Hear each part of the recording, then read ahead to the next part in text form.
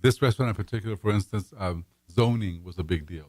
And then he needed to get an engineer in the restaurant to reevaluate sort of the way the restaurant was laid out and all these things. Once he got past all that, then he could open. So he was more worried about opening and making some investment back, paying his employees, than he was about anything else. Right. Never an accountant looked at the things that you guys can look at. So let's say, for instance, he has 15 employees, he owns the restaurant, he owns the land.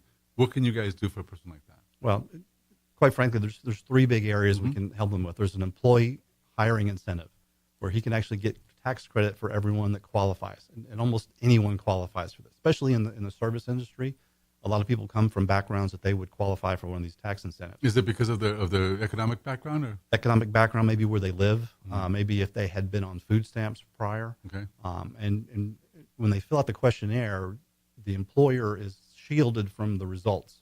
So they won't find out if the employee was on food stamps or whatever the background enabled him to qualify. They'll just see what kind of the amount of the tax credit. So it gives some privacy to the employees. Okay. The other thing is that we call the cost segregation.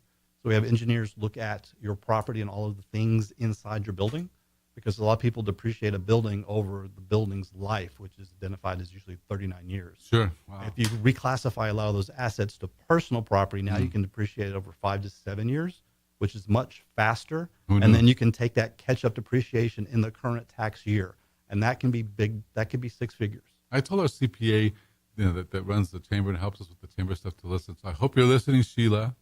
Okay, so you reclassify your depreciation.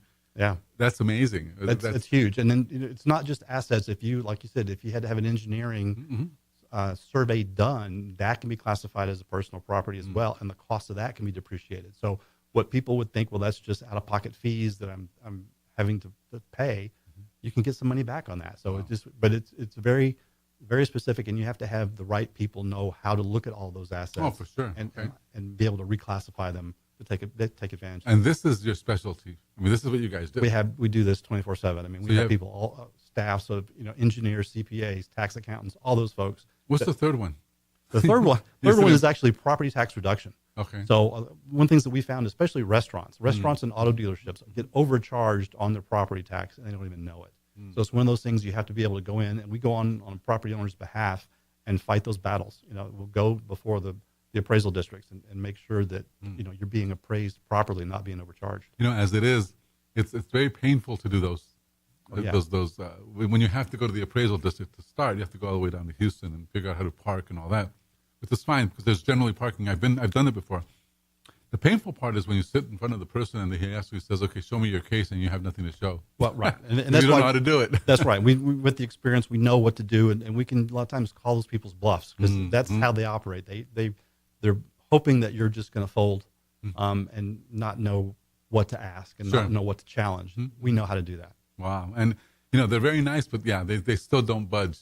Exactly. That's been my case. I mean, very sweet people, but they've never said, "Carlos, you win," or anything like that. Well, right. You've got to have the right evidence and the right documentation to be able to prove to them that you're being overcharged.